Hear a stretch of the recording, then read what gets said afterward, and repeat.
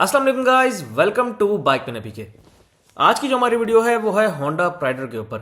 Honda ने अपने प्राइडर का नया मॉडल यानी कि 2025 मॉडल पाकिस्तान के अंदर लॉन्च कर दिया है और ये है आपके सामने 2025 और यही मॉडल इसका 2026 तक चलेगा, यानी कि 25-26 मॉडल इस वक्त आपके सामने है। होंडा प्राइडर के अंदर इन्होंने चेंजेस क्या क्या किए हैं, नए मॉडल में आपको क्या क्या चीज़ें नहीं मिल रही हैं और उसके अलावा इसकी प्राइस क्या है, तो इन सारी चीज़ों के बारे में आज हम बात करेंगे। तो मैंने वेस्ट किया, अपनी वीडियो को स्टार्ट कर लेते हैं। सो गाइस, सबसे पहले शुरू करते हैं इसके मीटर के साथ। इसकी चाबी आप देख सकते हैं कि चाबी को चेंज नहीं किया गया और इसके बाद अगर इसका स्विच लॉक देखें तो आपको जो इसका लॉक है वो इसके स्विच के अंदर ही मिल जाता है। अब इस मोटरसाइकिल के अगर हम मीटर को देख लें तो मीटर के अंदर कोई चेंजेस नहीं है, मीटर आपको वैसे का वैसे ही मिलेगा। स्पीडोमीटर अवेलेबल है इसके अंदर और कोई एक्स्ट्रा फीचर इसमें ऐड नहीं किया गया। इसके बाद अगर हम आए इस मोटरसाइकिल की असेंबलीज के ऊपर, तो मोटरसाइकिल की जो असेंबलीज हैं वो सेम टू सेम जैसे पुराने मॉडल की थी वैसे ही हैं, यानी कि राइट साइड पे कुछ भी नहीं है और लेफ्ट साइड के ऊपर अगर आप देखें तो लेफ्ट साइड पे वही same to same headlight high low on off indicators left right horn, ये सब कुछ आपको पहले भी मिल रहा था और अभी भी आपको यही कुछ मिल रहा है। इसके बाद अगर हम आए इस मोटरसाइकिल की हेडलाइट की तरफ, तो मोटरसाइकिल की जो हेडलाइट है उसके अंदर आपको सिंपल बल्ब मिल रहा है और उसके अलावा एक पार्किंग बल्ब भी इस मोटरसाइकिल के अंदर आपको मिल जाएगा। और अगर इस मोटरसाइकिल के अंदर हम देखें इसके इंडिकेटर्स को, तो CD70 वाले आपको इंडिकेटर्स मिल जाएंगे। मोटरसाइकिल के अंदर जो फ्रंट पे शॉक्स हैं वो टेलीस्कोपिक फॉक्स फ्रंट पे आपको शॉक्स मिल जाएंगे इस मोटरसाइकिल के अंदर। और अगर इस मोटरसाइकिल के फ्रंट टायर की बात की जाए तो इस बाइक का जो फ्रंट टायर है वो 2.75/18 का फ्रंट टायर है। 18 इंच के आपको स्पोक रिम्स मिलेंगे इस मोटरसाइकिल के अंदर और फ्रंट पे इस मोटरसाइकिल के अंदर आपको सिंपल ड्रम ब्रेक मिल जाएगी।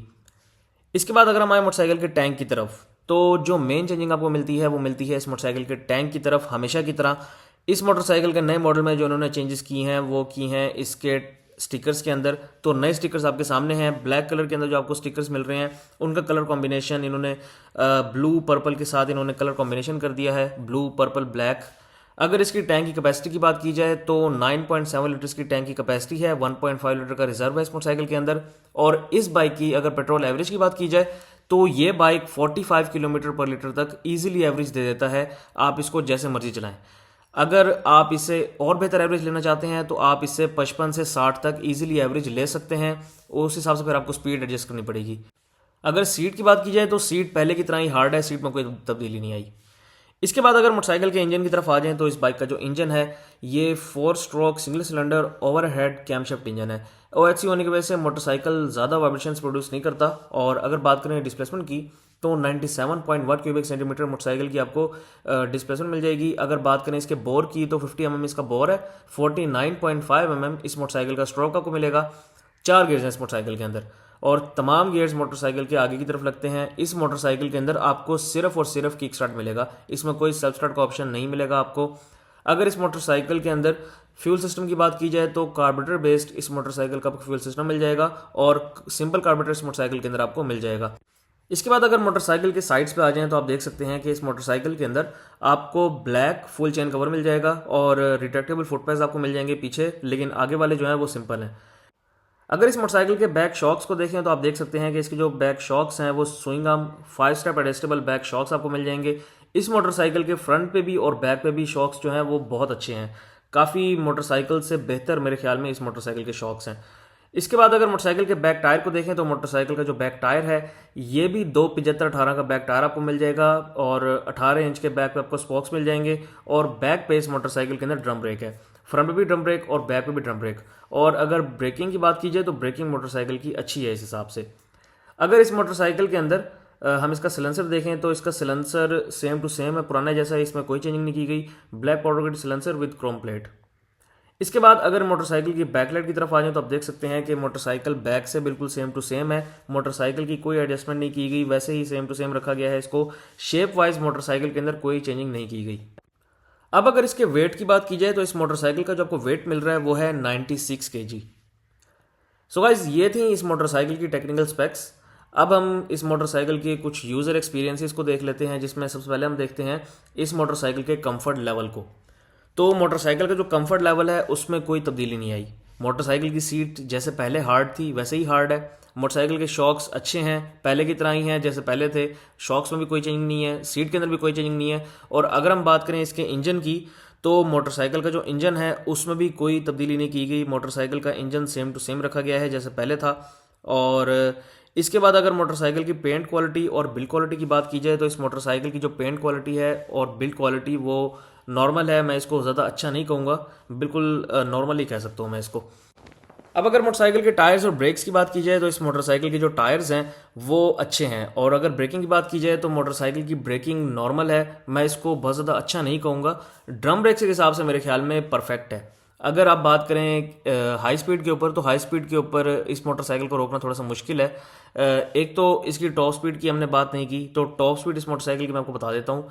टॉप स्पीड इसकी 90 तक है, 90 से 100 तक है मैक्सिमम, इससे ज़्यादा ऊपर ये मोटरसाइकिल नहीं जाता। और उस स्पीड के ऊपर इस मोटरसाइकिल को रोकना, क्योंकि ड्रम ब्रेक्स हैं, तो वो थोड़ा सा मुश्किल हो जाता है। इसके बाद अगर हम बात करें मोटरसाइकिल की रोड ग्रिप की, तो रोड ग्रिप इस मोटरसाइकिल की इसके टायर्स के हिसाब से अच्छी है। अगर इस मोटरसाइकिल के गियर बॉक्स की बात करें तो मोटरसाइकिल का जो गियर बॉक्स है वो थोड़ा सा हार्ड है। मोटरसाइकिल का जो सीटिंग पोस्चर है वो बेस्ट है, यानी कि आप बिल्कुल सीधा होकर बैठे हुए होते हैं, और इस मोटरसाइकिल के ऊपर अगर आप चाहें तो इसके सीटिंग पोस्चर के हिसाब से आप इस पर क्रूज कर सकते हैं। इस मोटरसाइकिल के अंदर पार्ट्स अवेलेबिलिटी और पार्ट्स की कॉस्ट की बात की जाए तो मोटरसाइकिल के पार्ट्स आपको इजीली अवेलेबल मिल जाएंगे। मोटरसाइकिल के पार्ट्स का कोई इशू नहीं है, और पार्ट्स भी इसके सस्ते हैं, बहुत ज़्यादा महंगे नहीं है।